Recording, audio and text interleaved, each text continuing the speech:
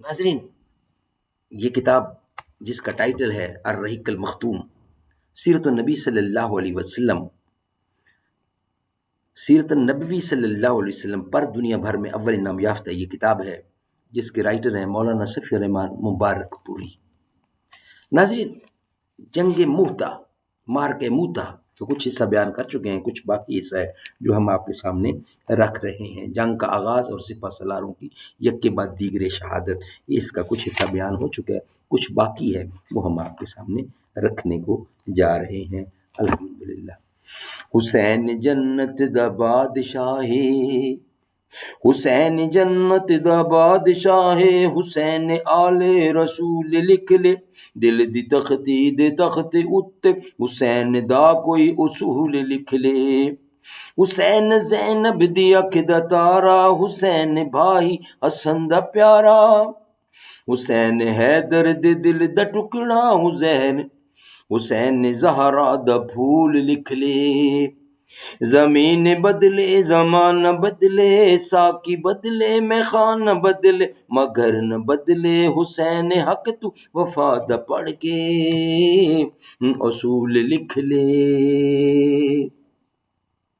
ایک دوسری روایت میں ابن عمر رضی اللہ عنہ کا یہ بیان اس طرح مروی ہے کہ میں بھی اس غزوے میں مسلمانوں کے ساتھ تھا، ہم نے جعفر بن ابی طالب کو تلاش کیا تو انہیں مقتولین میں پایا، اور ان کے جسم میں نیزے اور تیر کے 90 سے زیادہ زخم پائے۔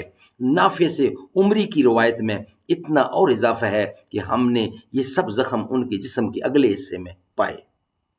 اس طرح کی شجاعت و بصالت سے بھرپور جنگ کے بعد جب حضرت عمر، جب حضرت جعفر رضی اللہ عنہ بھی شہید کر دیے گئے، تو اب حضرت عبداللہ بن رواحہ رضی اللہ عنہ نے پرچم اٹھا لیا اور اپنے گھوڑے پر سوار آگے بڑھے اور اپنے آپ کو مقابلے کے لیے آمادہ کرنے لگے، لیکن انہیں کسی قدر ہچکچاہٹ ہوئی، حتیٰ کہ تھوڑا سا گریز بھی کیا، لیکن اس کے بعد کہنے لگے، اے نفس، قسم ہے کہ تو ضرور مد مقابل اتر، خواہ ناگواری کے ساتھ خواہ خوشی خوشی، اگر لوگوں نے جنگ برپا کر رکھی ہے اور نیزے تان رکھے ہیں تو میں تجھے کیوں جنت سے گریزاں دیکھ رہا ہوں۔ اس کے بعد وہ مقابل میں اتر آئے، اتنے میں ان کا چچیرا بھائی ایک گوشت لگی ہوئی ہڈی لے آیا اور بولا، اس کے ذریعے اپنی پیٹھ مضبوط کر لو، کیونکہ ان دنوں تمہیں سخت حالات سے دوچار ہونا پڑا ہے۔ انہوں نے ہڈی لے کر ایک بار نوچی، پھر پھینک کر تلوار تھام لی اور آگے بڑھ کر لڑتے لڑتے شہید ہو گئے۔ سبحان اللہ، سبحان اللہ۔ ناظرین، یہ ویلاگ یہاں کمپلیٹ ہوا۔ نیکسٹ ویلاگ ہے جھنڈا اللہ کی تلواروں میں سے ایک تلوار کے ہاتھ میں ہے، یہ ہے نیکسٹ، یہ ہم آپ کے سامنے رکھیں گے انشاءاللہ۔ یہ ویلاگ ہمارا یہاں ہی مکمل ہوتا ہے۔ ہر ایک جہاں میں ہر ایک مقام پر نبی کے جھنڈے گڑے ہوئے ہیں، ہر ایک جہاں میں ہر ایک مقام پر نبی کے جھنڈے گڑے ہوئے ہیں، جو ان کی عظمت کو مانتے ہیں نبی کے در پر پڑے ہوئے ہیں۔ نبی کی نعتیں، نبی کی باتیں میں پڑھ رہا ہوں، میں لکھ رہا ہوں، میں دیکھتا ہوں، اسی کے صدقے گناہ میرے جھڑے ہوئے ہیں۔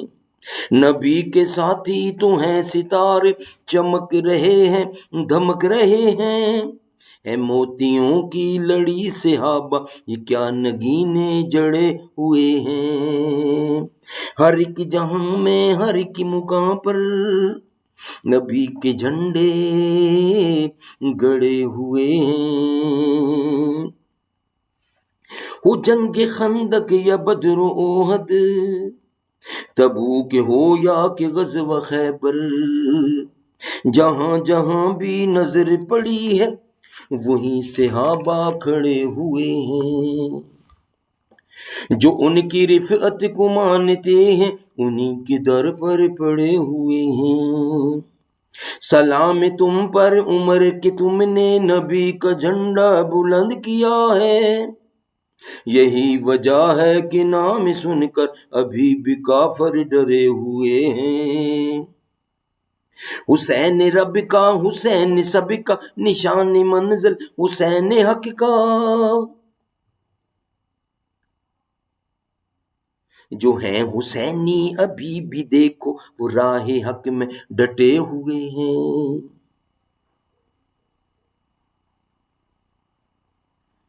حسین لختے جگر علی ہے، عمر بھی داماد ہے علی کا۔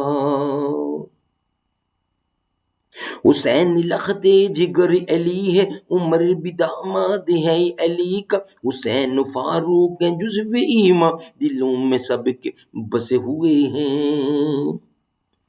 علی کے گھر کی نہ پوچھو عظمت، یہ گھر انوکھا ہے سب گھروں سے۔